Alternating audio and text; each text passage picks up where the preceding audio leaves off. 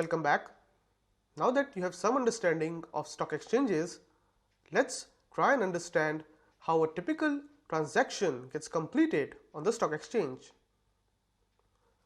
There are three phases in a secondary market transaction. The first phase is trading. This is where the actual buying and selling of securities happen. Exchanges take various buy and sell orders from different people on their electronic order matching system. Then they match the various buy and sell orders to execute trades. So for example, if these are the various buy orders on a security and these are the various sell orders, then the matching system tries to see if there is a match between a buy and a sell order at a particular price, and if so, fill both the orders. Through this process, the trade is executed speedily, efficiently, and anonymously. All investors route their order through brokerages. Brokerages collect various orders from investors and route it to the exchanges. As a retail investor, the intermediary you will deal with directly is the broker, and the broker in turn interacts with the exchange on your behalf. The next phase is clearing. Once two orders match, a trade is executed. This trade has to go through what is called a clearing process. Clearing process is the process of identifying which securities and in what quantity is owed to which buyer.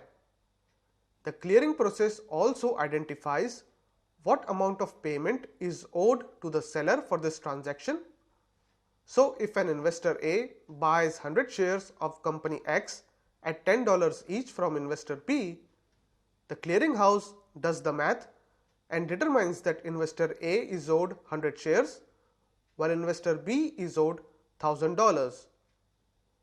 In case the buyer or the seller perform multiple transactions, then the clearinghouse identifies all the securities owed to or by them and also all the payments owed to or by them. This clearing process is managed by an independent entity known as the clearinghouse. Once the clearing process is complete, the next phase is settlement. On completion of the clearing process, it becomes clear what security is owed to which investor and what payment is owed to or by each investor. The next step is to fulfill these obligations. The settlement process is the process where securities and payments are made to respective investors. Once the settlement process is complete, the buyers receive their security and the sellers receive their payments. Various intermediaries play different roles in a security market transaction. The first intermediary is the trading member. Trading members are your typical stockbrokers and their affiliates, also known as sub-brokers. Every investor is required to route their transaction through one of the trading members.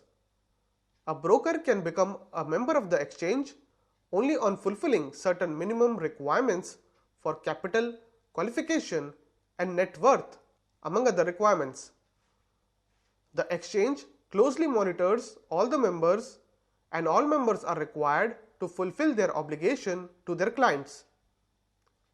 The second intermediary is clearinghouse. Clearinghouse conducts the clearing process. They are independent entities who act as counterparty for all trades executed on the exchange. This means buyers transfer all the funds of the transaction to the clearinghouse and sellers deliver all the securities to them. This of course happens through the broker. Clearinghouse employ risk management systems to reduce the settlement risk between parties. Another intermediary involved in transactions is the depository and depository participant. Like you keep your money with a bank, you are required to keep all your securities with a depository. A depository maintains a record of all the securities you own. Hence, depositories also facilitate the exchange of securities. Only the securities that are held in electronic or dematerialized forms may be traded in the secondary market. When the securities are issued through the primary market for the first time, the issuer deposits the security with the centralized depository. From there on, the record of which owner owns which security and in what quantity is maintained in the centralized depository. Depositories appoint depository participants who act as intermediary between the depository and the investors. So every investor is required to hold a demat account with a depository participant. The settlement of securities is done in this demat account. On completion of a trade, the depository participant then informs the centralized depository about change of ownership. The payments for respective trades are settled through pre-identified clearing banks. Practically, your broker manages the nitty-gritties of this process for you. Another intermediary that is mostly employed by institutional investors is the custodian.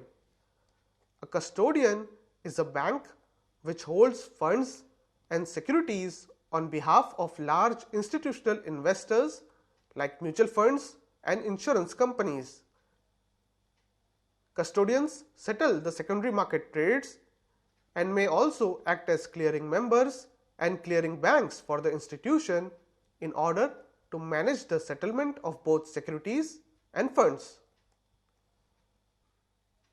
Now that we have developed some understanding about stock exchanges, in the next video we are going to understand what are securities and what are the various types of securities that get traded on stock exchanges.